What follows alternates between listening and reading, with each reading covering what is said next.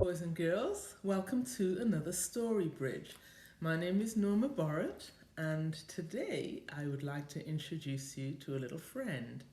This is Brady, and right now Brady's just a little distracted because in my hand I have a treat, and Brady is very interested in this treat. So I am going to just give him his treat, and I'm going to get on with today's story. There he goes. Well, boys and girls, do you like treats? I think everybody loves treats. But sometimes a treat is just not enough. Let me tell you what happened the other day. I gave Brady a treat from his treat jar. And Brady has a very big treat jar. Let me show you. Look at that.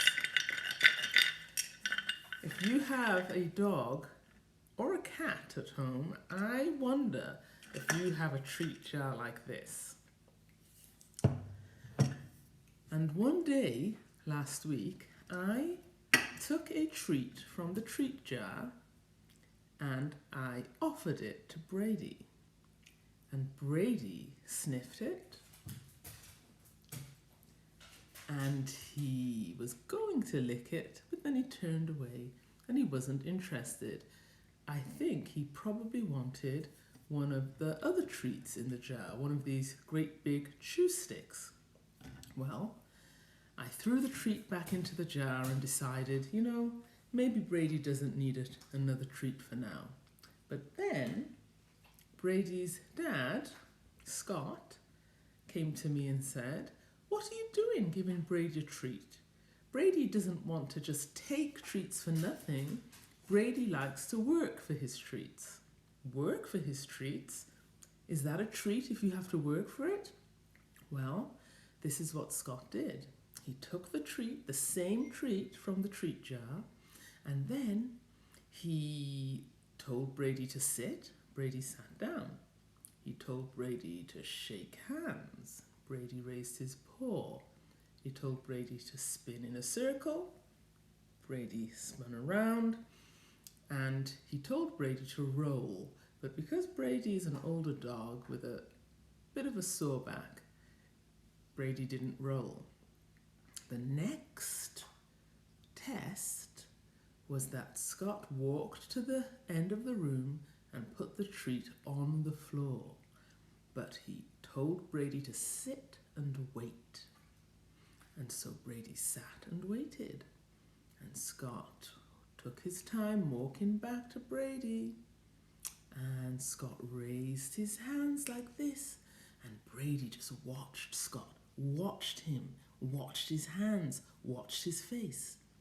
And as soon as Scott clapped his hands like this, Brady ran across the room and grabbed that same treat that just 5 minutes earlier he had turned his nose up at and walked away.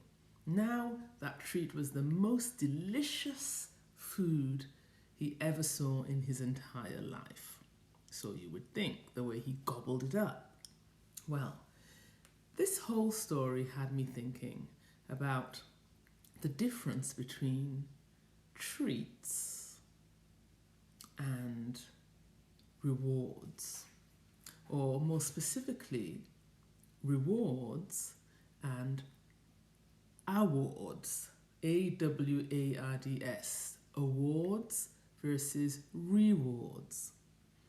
And I had to think about this for a minute because I thought, well, maybe people are very much like dogs as well.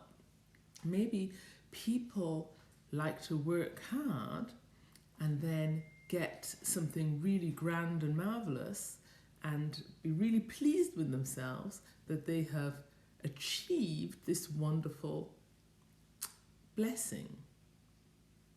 Or sometimes people can be very competitive and they can outsmart the next person and they get their award, they get their prize, they get their treat. But then there's the idea of a reward, and a reward is very different from an award. With a reward, you're not really competing against anybody. You're just finishing some task that is set before you. Brady didn't have to fight or outsmart anybody to get his grand treat. All he had to do was to finish a series of actions. But he wouldn't take that reward for nothing. He wouldn't just take it because somehow it had lost its appeal if he could just go into the jar and just pick what he wanted whenever he liked. And you can imagine that would probably be very, very bad for him in the long run. As a Christian, it's very confusing sometimes when we think about awards, rewards, treats. And sometimes we do things and we expect that God is going to be pleased enough to give us something nice as an award. But the Bible actually takes a slightly different view. And if you look in the Bible, in the book of Hebrews, chapter 12, verses 1 to 3, Paul says, "Let us run with perseverance." That's run and don't give up. "The race that is marked out for us, fixing our eyes on Jesus, who is the pioneer and the perfecter of our faith." Jesus is not our competitor.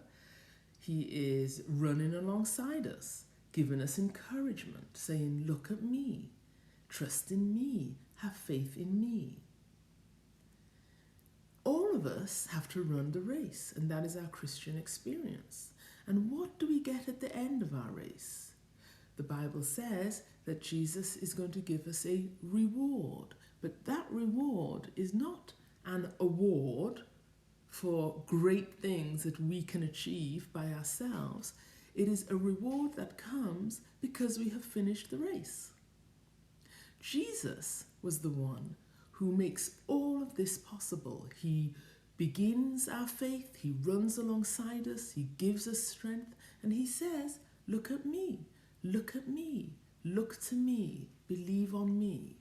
And when we do that, boys and girls, Jesus will give us everything we need to finish the race and to achieve what? Greatness? To achieve what? A reward. And that reward is being with Jesus. It's more than anything that we can account as treats or goods or treasures or prizes. It's more than anything that we can account in this life, because at the end of the day, the reward that comes from being a Christian is fellowship, being at one with Jesus, being in relationship with him so that he can take us through all of the twists and turns of life, of the Christian life, of the race that each one of us have to complete. Okay, boys and girls, thank you for listening to the story today. And I'll see you next time for another Story Bridge. Bye now. Goodbye.